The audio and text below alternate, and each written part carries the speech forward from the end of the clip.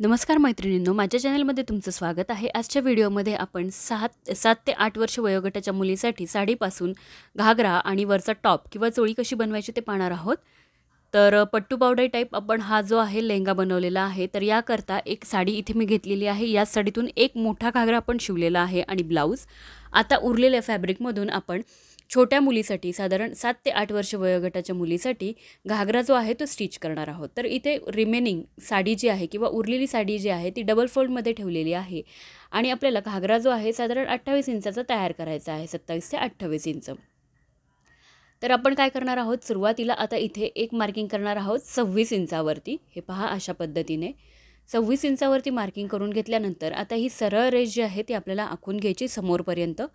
जेवढं आपलं फॅब्रिक आहे डबल फोल्डमध्ये तेवढी आपल्याला पूर्ण रेष आखून घ्यायची आहे आणि हे फॅब्रिक जे आहे ते आपल्याला कट करून घ्यायचं। तर हे फॅब्रिक मी कट करून घेतलं आणि साधारण आता हे डबल फोल्डमध्ये फॅब्रिक टोटल किती घेतलं घेर, तर साधारण हा घेर जो आहे मी तो 2 मीटरचा घेतलेला आहे, 2 ते 2.25 मीटर। जेवढं मेन फॅब्रिक घेतलं तेवढंच अस्तरचं देखील फॅब्रिक घेतलेलं आहे। अस्तरच्या फॅब्रिकची उंची जी आहे साधारण 2 इंच कमी ठेवलेली आहे मेन फॅब्रिकपेक्षा। अस्तरचं फॅब्रिक मेन फॅब्रिकमध्ये अटॅच करून घेतलेलं आहे दाखवल्याप्रमाणे। इथे तुम्ही पाहू शकता वरच्या बाजूला हे फॅब्रिक अटॅच करून घेतलं आणि बेल्ट जो आहे तो इथे आपण घेतलेला आहे। मुलीची जी वेस्ट आहे ती साधारण 26 इंच आहे, तर त्याच्यामध्ये थोडीशी लूजिंग ॲड करून आपण बेल्ट जो आहे तो इथे कट करून घेतलेला आहे आणि बेल्टला अस्तर देखील लावून घेतलं। अस्तर लावून घेतलं बेल्टला आणि बेल्टचं फॅब्रिक जे आहे ते आपण अशा पद्धतीने ठेवून घेतलेलं आहे। आपल्याला हा जो बेल्ट आहे तो बाहेरच्या बाजूला टर्न करून घ्यायचा आहे।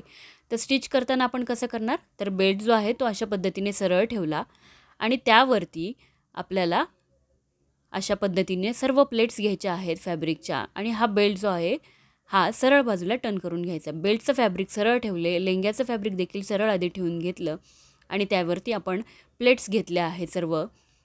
दोन्ही बाजूंनी अशा पद्धतीने थोडंसं फोल्ड करायचं नेफापट्टी आणि स्टिच करून घ्यायची आहे पूर्ण। नेफापट्टी व्यवस्थित स्टिच करून घेतल्यानंतर साईडने देखील आपल्याला हा जो घागरा आहे त्याला फिटिंग करून घ्यायची आहे।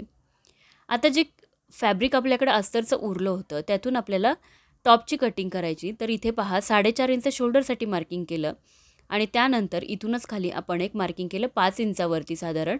तर ते आपण केलेलं आहे आमोलसाठीचं मार्किंग। मुलीची जी चेस्ट आहे ती 24 इंच आहे, तर 24/4 करून इथे 6 इंचावरती एक मार्किंग केलं प्लस 2 इंच जे आहे इथे आपण मार्जिन जे आहे ॲड केली। आता हे पहा, ह्या फॅब्रिकची जी उंची आहे ती 13.5 इंच आहे। आपल्याला हा जो टॉप बनवायचा आहे तर साधारण 13 इंचपेक्षा जास्त म्हणजे साधारण 16 ते 17 इंचाचा हा टॉप बनवायचा। इथे वेस्टचं मेजरमेंट घ्यायचं प्लस 2 इंच अशा पद्धतीने मार्जिन जे आहे ते आपल्याला घ्यायचे आहे। दाखवल्याप्रमाणे व्यवस्थित अशी आपल्याला मार्किंग करून घ्यायची। त्यानंतर काय करायचं आहे आपल्याला की हे सर्व पॉईंट्स जे आहेत ते स्केलच्या मदतीने जोडून घ्यायचे आहेत। अशा पद्धतीने हे पॉईंट्स जे आहेत ते आपण कनेक्ट करून घेतले आणि सर्व बाजूंनी मार्जिन जी आहे ती सारखीच म्हणजे साधारण 1.5 ते 2 इंचाची आपण इथे मार्जिन जे आहे ते ॲड करून घेतलेली आहे। सर्व पॉईंट्स कनेक्ट करून घेतले। आता आपल्याला काय करायचं आहे, आमोलचं मार्किंग करायचं। फ्रंट आमोलसाठी 1 इंच, बॅक आमोलसाठी 1.5 इंच अशा पद्धतीने मुंढ्याचं जे मार्किंग आहे ते करणार आहोत। कर्व स्केल घेतलेली आहे आणि हिचा वापर करून आपल्याला मुंढ्याचा जो आकार आहे तो देऊन घ्यायचा आहे। मुंढ्याचा आकार आपण इथे देऊन घेतला। त्यानंतर आता गळ्याची मार्किंग करायची। तर गळा खोली जी आहे साधारण 4 इंच घेतलेली आहे आपण। गळ्याची खोली 4 इंच घेतली आणि गळा रुंदी जी आहे या साईजमध्ये 2 इंच घेतली कारण मुलीची तब्येत जी आहे ती फार कमी आहे। तर 2 इंच गळा रुंदी घेतलेली आहे आपण आणि अशा पद्धतीने बॉक्स जो आहे तो ड्रॉ करून घेतला दाखवल्याप्रमाणे।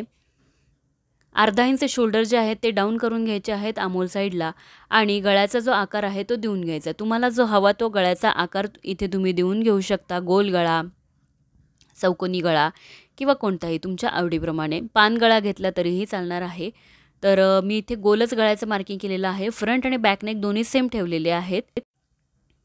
अर्धा इंच शोल्डर डाऊन करून घेतले आमोल साईडला आणि तिरकस रेषा आखून घेतली। आता केलेल्या मार्किंगप्रमाणे आपल्याला काय करायचं आहे की पूर्ण फॅब्रिकची कटिंग करून घ्यायची आहे सर्व बाजूंनी आणि दोन्ही पार्ट सेपरेट करून घ्यायचे। इथे साधारण एवढा जो आहे अस्तरमध्ये आपला जॉईंट येणार आहे फॅब्रिकचा। दोन्ही पार्ट्स आपण इथे कट करून घेतले। त्यानंतर मेन फॅब्रिक घेतलं। मेन फॅब्रिकला इस्त्री करून घेतलेली आहे छान आणि अशा पद्धतीने डबल फोल्ड करून घेतलं, 4 फोल्डमध्ये करून घेतलं. अस्तर जॉईंट करून घेतलेलं आहे एकमेकांना, म्हणजे साधारण जे जॉईंट्स होते अस्तरला आलेले ते जॉईंट करून घेतले आणि मेन फॅब्रिकवरती अस्तरचं फॅब्रिक ठेवून आपण कटिंग करून घेतली.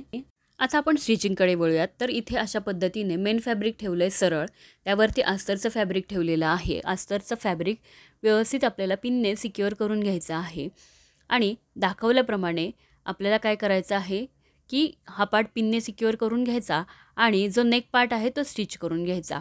जर तुम्हाला स्लीवलेस बनवायचा असेल तर आमोल पार्ट देखील इथे स्टिच करून घ्यायचा आहे. आता इथे मी ज्या स्लीव्ज लावणार आहे त्या फ्रिलवाल्या स्लीव्ज लावणार आहे, तर त्यामुळे मी आमोल आणि नेक पार्ट जे आहे दोन्ही पण स्टिच करून दोनही स्टिच केले. त्यानंतर सेम अशाच पद्धतीने दुसरा जो बॅक पार्ट आहे तो देखील आपण पिनने सिक्युअर करून घ्यायचा आहे आणि नेक आणि आमोल पार्ट स्टिच करून घ्यायचा. दाखवल्याप्रमाणे एक्स्ट्रा फॅब्रिक जे आहे ते आपल्याला आता कट करून घ्यायचं आहे. मेन फॅब्रिक जे आहे गळ्याच्या बाजूचं ते आपल्याला कट करून घ्यायचं. त्याचबरोबर आमोल साईडचं जे एक्स्ट्रा फॅब्रिक आहे ते देखील आपल्याला कट करून घ्यायचं आहे. त्यानंतर फॅब्रिक सरळ बाजूला करून घ्यायचं आहे. दोनही मेन फॅब्रिक सरळ बाजूला करून घ्यायचं आणि त्यावरती टॉप स्टिचेस करून घ्यायचे आहे किंवा इथे तुम्ही इस्त्री करून घेतली तरीही चालणार आहे. अशा पद्धतीने हे फॅब्रिक जे आहे ते व्यवस्थित प्रेस करून घ्यायचं, टॉप स्टिचेस करून घ्यायच्या आणि त्यानंतर हे पहा, आता हे जे आहे फ्रंट पार्ट आहे. बॅक पार्टला काय केलेलं आहे, आपल्याला बॅक पार्टमध्ये झिप जे आहे ते अटॅच करायची. छोटीशी चेन जी आहे ती बॅक साईडला आपण लावणार आहोत. त्यापूर्वी आता आपण शोल्डरला फिटिंग करून घेणार आहोत. दोन्ही साईडने शोल्डरला फिटिंग करून घ्यायची. त्याचबरोबर अस्तरचा जो बॉटम आहे तो देखील आपल्याला डबल फोल्ड करून स्टिच करायचा. त्याचबरोबर जे मेन फॅब्रिक आहे ते देखील आपल्याला डबल फोल्ड करून स्टिच करून घ्यायचं आहे दाखवल्याप्रमाणे, जेणेकरून त्याचे धागे निघणार नाहीत. अशा पद्धतीने हे फॅब्रिक जे आहे ते आपण हे करून घेतलं. त्यानंतर साईडने फिटिंग करून घ्यायची. लेंग्याला देखील फिटिंग करून घेतली आणि इथे फक्त स्लीव्ज कशा लावायच्या हे दाखवलेलं नाही आहे. स्लीव्ज या आधीही दाखवलेल्या आहेत वेगवेगळ्या ड्रेसेसमध्ये, तर तुम्ही तिथे जाऊन देखील पाहू शकता. तर फ्रिल जे आहे ती अटॅच केलेली आहे स्लीव्जमध्ये. तर मैत्रिणींनो, व्हिडिओ कसा वाटला हे कमेंट्स करून नक्की कळवा. चॅनलला लाईक करा, शेअर करा आणि सबस्क्राईब करा. खाली दिलेल्या बेल आयकॉनवरती क्लिक करा, म्हणजे येणाऱ्या प्रत्येक व्हिडिओचे नोटिफिकेशन तुम्हाला नक्कीच मिळेल.